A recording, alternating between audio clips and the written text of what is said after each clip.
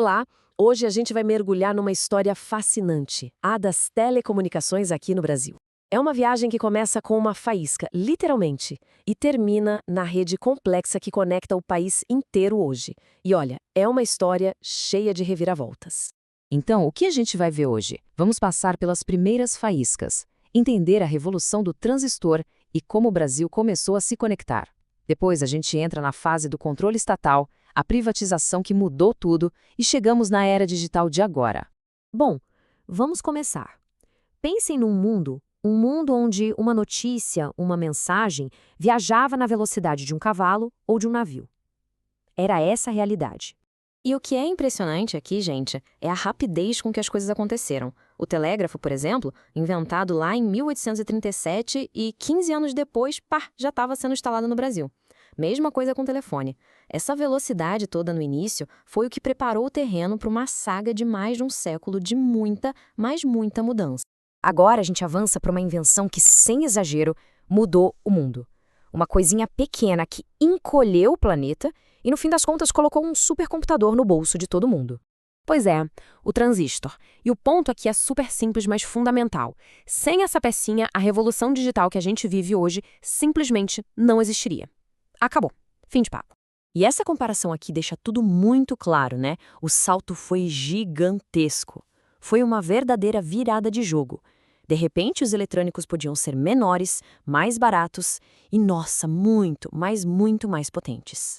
Isso nos leva à famosa Lei de Moore. Essa observação, que virou quase uma profecia, previu exatamente esse crescimento. Um crescimento exponencial, sabe? Que ditou o ritmo da indústria de tecnologia por mais de meio século. Ok, agora com essa base tecnológica em mente, vamos voltar nosso foco totalmente para o Brasil. Porque aqui, a promessa dessa nova tecnologia deu de cara com uma realidade, uma realidade bem mais complexa. Imaginem só a cena. Mais de 900 empresas de telefone operando no país. Cada uma com seu equipamento, seus padrões. Tentar criar uma rede nacional com isso era o caos total. A receita perfeita para a desorganização. E diante desse cenário caótico, o governo brasileiro olhou e pensou, ok, a gente precisa fazer alguma coisa. Era hora de uma intervenção direta. E o desafio era gigantesco, né?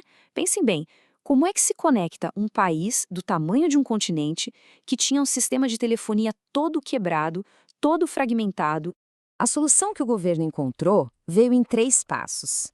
Primeiro, vamos criar um conselho, o Contel, para planejar e regular a coisa toda. Segundo, vamos lançar uma empresa só para longa distância, a Embratel. E terceiro, o grande movimento, criar a Telebrás, uma holding para pegar todas aquelas 900 operadoras e juntar tudo num sistema só, controlado pelo Estado.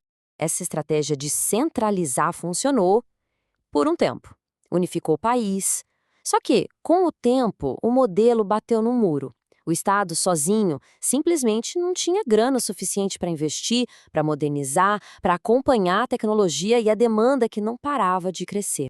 E essa situação insustentável abriu a porta para o que viria a ser uma das maiores privatizações de telecomunicações do mundo. E o que aconteceu? A privatização do sistema Telebrás foi um imã de dinheiro.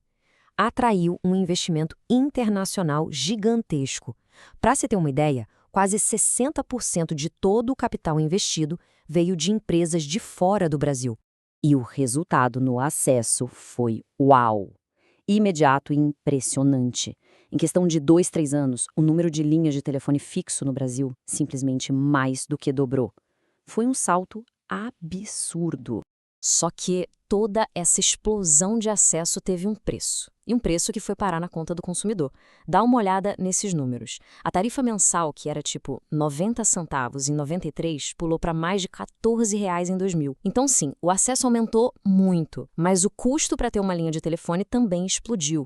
Então, fica claro que a privatização foi muito mais do que uma simples troca de donos. Ela, na verdade, redesenhou por completo o mapa digital do Brasil. O que a gente viu foi o início de uma nova era. Uma era de competição, agora com uma agência reguladora, a Anatel, para organizar o jogo. O resultado? Uma expansão nunca antes vista, principalmente nos celulares, que viraram febre. E mais, surgiram as empresas espelho para forçar a concorrência e metas para levar o serviço para todo canto do país, que acabaram sendo cumpridas até antes do prazo. E isso tudo nos traz a grande questão que fica no ar depois de acompanhar essa jornada, né?